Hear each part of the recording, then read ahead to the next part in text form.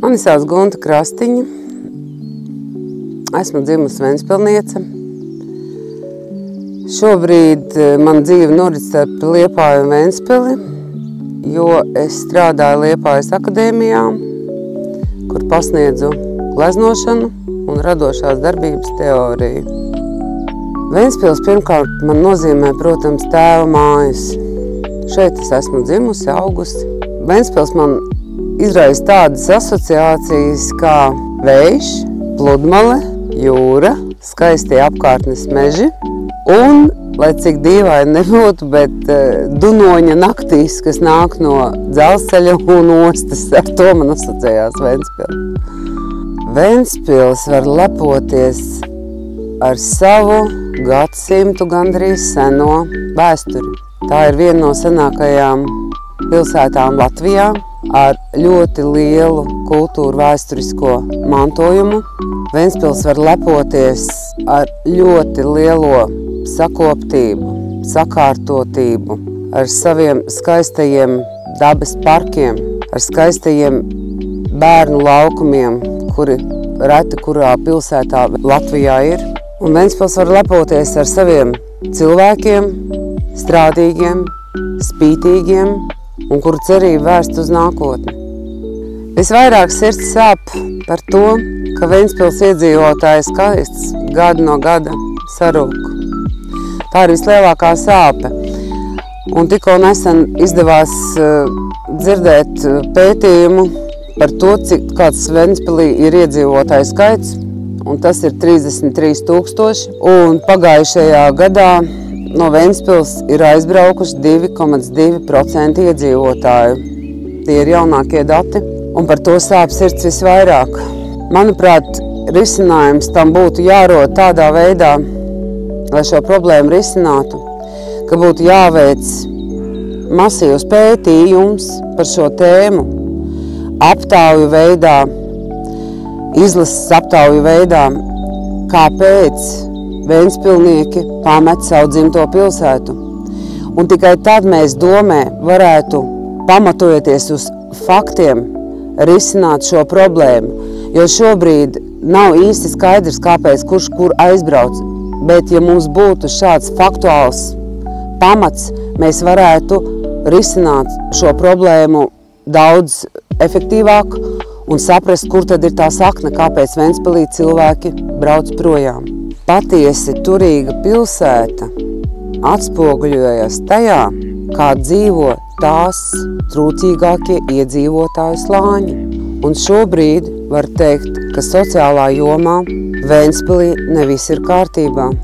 Un sociālā jomā būtu ļoti daudz kas darāms, un to var sakārtot samērā efektīvi un ātrā laikā.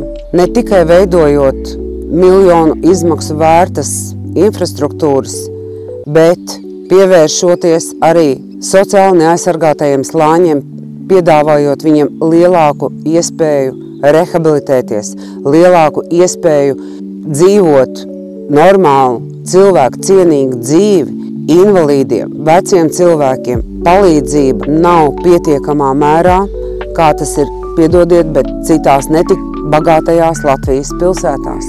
Lielākais Ventspils potenciāls, manuprāt, slēpjās tajā, ka būtu iespējams Ventspilī veidot daudz mazu un vidējo uzņēmumu, kuri dotu lielu pienesumu tautsēmniecībā.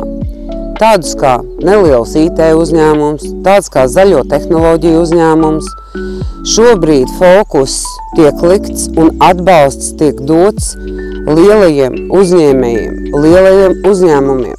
Tiek piesaistīts ļoti miljonu vērts investīcijas, bet varbūt būtu labāk un efektīvāk, ja mēs katram mazajam uzņēmējam dotu pienācīgu atbalstu, ka viņš varētu ļoti sekmīgi attīstīt savu nelielo biznesu, ģimenes biznesu un tādā veidā dot savu ārtavu Ventspils ekonomikā. Šobrīd pietrūkst tieši šī atbalsta vidējiem un mazajiem uzņēmējiem brīvi, viegli, sekmīgi attīstīties ilgstošā laika periodā. Es domāju, ka laimīgs cilvēks ir paēdis cilvēks, laimīgs cilvēks ir cilvēks, kam ir skats uz nākotni, un tāpēc šīs sociālās programmas, ko es jau minēju, būtu ļoti svarīgas tieši Ventspils kontekstā. Jo attīstoties ekonomikai, cilvēki arvien vairāk iesaistītos pilsētas darbībā, pilsētas plānošanā, pilsētas izveidē, un visi slāņi tiktu iesaistīti. Ļoti ceru, ka pēc 4 gadiem sociālajā jomā tiks izdarīts maksimāli daudz, tiks pārvērtētas, pārskatītas investīcijas sociālajā jomā.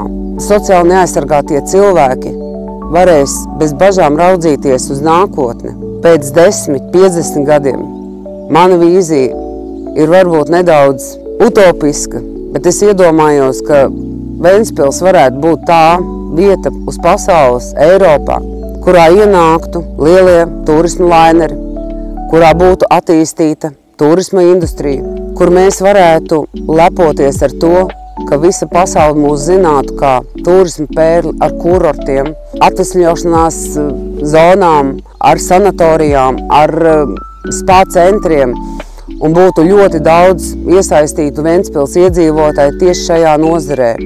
Manuprāt, tas ir tāds interesants nākotnes redzējums. Ventspils pašvaldības vēlēšanās es piekritu kandidēt no tā iemesla, ka man rūp mana pilsēta. Es šeit esmu dzimusi, šeit ir manas tēva mājas, un man rūp mana pilsēta, viņas attīstība.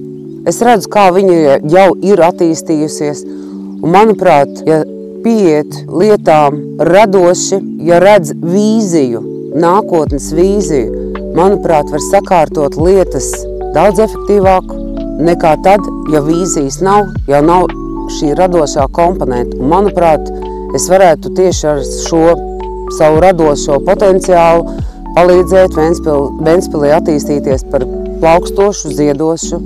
Protams, es esmu gleznotāja, es esmu māksliniece. Protams, es iedvesmojos no savas pilsētas, no saviem cilvēkiem. Protams, tā ir simbioze pilsēta cilvēks. Pilsēta nedzīvo atsevišķi no cilvēka, un cilvēks nedzīvo atsevišķi no pilsētas. Mēs esam kopā, un šajā radošajā procesā es domāju, ka es varētu bagātināt savu pilsētu. Es varētu ieviest tādas idejas, kuras būtu varbūt savādākas nekā vispār pieņemtas. Manuprāt, radošums ir pats svarīgākais jebkuram cilvēkam, vai tas būtu lauksaimnieks, strādnieks, maizes cepējs. Ja viņš radoši pieiet savam darbam, tad visas lietas arī notiek un arī rezultāts būs. Brīnišķīgi, ka mums Ventspilī ir tik skaistas pilsētas ielas ar bruģi, ka mums ir govs skulptūras. Tas viss ir ļoti labi, ļoti interesanti, gan mums pašiem, gan pilsētas viesiem, bet galvenais jau ir tas, lai būtu cilvēki, kas iet pa šo bruģi, apciemot šīs govis. Tā kā es novēlu, lai mums ir ļoti daudz cilvēku, kas iet pa bruģi, apskatīt mūsu skaistās govis.